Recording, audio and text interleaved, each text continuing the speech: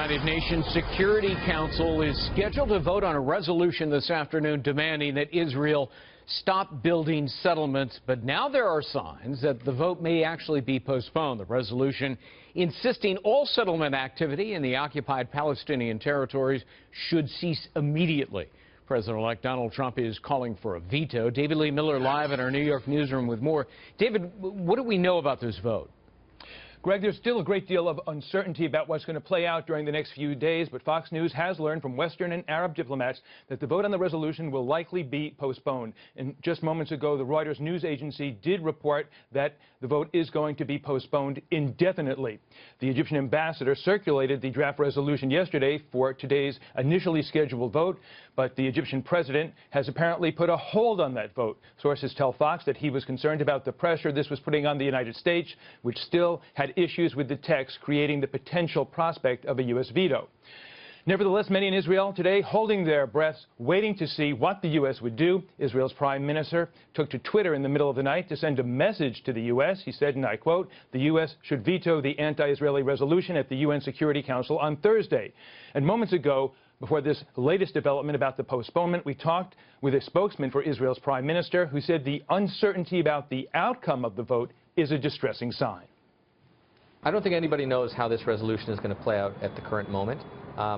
But I think the mere fact that we're discussing this is not a good sign, because what it indicates is that some people and some countries think that solutions can be imposed upon Israel, and that's not the real path towards peace. The draft resolution says Israel's existing settlements have no legal validity and calls for Israel to cease all settlement activity. And for the resolution to pass, 9 of the 15 countries on the Security Council must vote in favor. The U.S. and 4 other permanent members have the right to veto.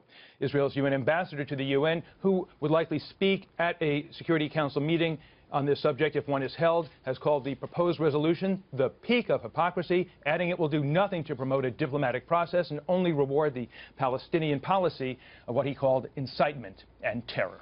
Greg? So, David, we're apparently just hours before the vote. Any indication what the Obama administration is going to do? And, you know, and it bears repeating, Greg, there may not, in fact, be a vote today because this resolution may be postponed. But interestingly, there's been no indication whatsoever publicly from the United States what it intends to do about this resolution. The Secretary of State, John Kerry, who was to attend a briefing on the resolution, says now that it was canceled following the postponement of the vote. In 2011, though, the U.S. did veto a similar resolution. But at that time, then U.S. Ambassador to the UN, Susan Rice, also took the opportunity to criticize settlement activity. In recent days, the Palestinians have reportedly tried to water down this Egyptian-sponsored resolution on settlements in the hope that it would then be more palatable to the United States. According to a published report, the Israelis were blindsided by the Egyptian draft proposal, and they never received any advance notice from Cairo. Israel and Egypt in the last few months have had very good relations. Relations, however, have been rocky between the Israeli Prime Minister and President Obama. That's something the Israelis hope will change under President Trump. Well, Greg? in light of a possible postponement, we will have to wait and see what happens. David Lee Miller. David, thank you.